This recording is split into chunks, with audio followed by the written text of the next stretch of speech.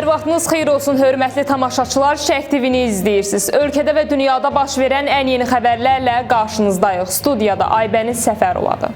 Bakı Türk Dövlətləri Təşkilatının Əmək və Sosial Müdafiə Nazirlərinin ilk iclasına ev sahibliyi edəcək. Dekabrın 5-də paytaxtda Türk Dövlətləri Təşkilatına üzv ölkələrin Əmək, Məşğulluq və Sosial Müdafiə Nazirlərinin birinci iclası keçiriləcək.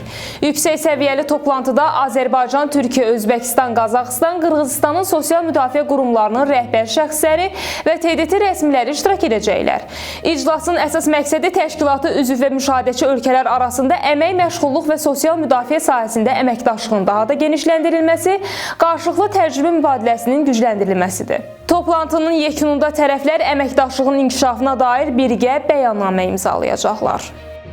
Kiber cinayətkarlıqla mübarizə baş idarəsi sosial şəbəkələrdə qanunsuz onlayn qumar və mərc oyunları təşkil edən dəstəni ifşa edib. Əməliyyat zamanı Siyasət Rəcəbov, İslam Rızayev, Şikar Əliyev, Rəsul Həşimov və dəstənin digər üzvləri saxlanılıblar. Araşdırmalarla müəyyən edilib ki, dəstə xaricdə fəaliyyət göstərən qanunsuz qumar saytları ilə əlaqə yaradaraq onlayn iştirak kodları əldə edib Batumi Kazino, Priz Kazino kimi səhifələrlə vətəndaşları oyunlara cəlb ediblər. Sözügedən şəxslərə məxsus ünvanlarda elektron sübutlar və çoxsaylı bank kartları aşkarlanıb. Fakt üzrə cinayət işi başlanılıb. Saxlanılan şəxslər barəsində həbs qəti imkan tədbiri seçilib. Bakıda ana 3 günlük körpəsini öldürüb. 1984-cü il təvəllüdlü paytaxt sakini Pərvanə Eyvazovanın yeni doğulmuş körpəsini dənizə ataraq öldürdüyü müəyyən edilib. İlkin məlumata görə hadisə noyabrın 11-də Türkan qəsəbəsi ərazisində qeydə alınıb. Polis əməkdaşlarının operativ tədbirləri nəticəsində Pərvanə Eyvazova saxlanılıb. Körpənin meyidinin tapılması istiqamətində axtarışlar davam etdirilir. Zelenski sülh planı üzrə son mərhələləri müzakirə etmək üçün Amerikaya gedəcək. Bunu Ukraynanın Milli Təhlükəsizlik və Müdafiə Şurasının katibi Rüstem Umerov bildirib. O qeyd edib ki, Ukrayna lideri Rusiya-Ukrayna müharibəsinə son qoymaq məqsədi ilə yaxın günlərdə ABŞ-yə səfər edəcək. Səfər çərçivəsində Zelenskinin ABŞ prezidenti Donald Trumpla birbaşa görüşü nəzərdə tutulur.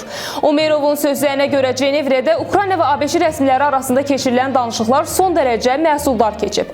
O, sosial mediada yaydığı açıqlamada tərəflərin sazişin əsas şərtləri üzrə ortaq anlayışa gəldiyini bildirib.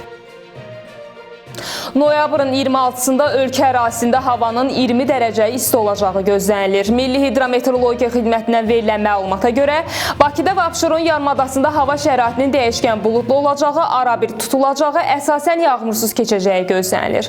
Havanın temperaturu gecə 10-13, gündüz 15-18 dərəcə isti olacaq. Rayonlarda isə havanın əsasən yağmursuz keçəcəyi, bəzi yerlərdə arabir duman olacağı gözlənilir. Havanın temperaturu gecə 2-7, gündüz 15-20 dərəcə isti olacaq. Bugünə çatdıracaqlarımız bu qədər. Ən son xəbərləri Şərq TV-dən izləməyə davam edin. Diqqətiniz üçün minnətdarıq.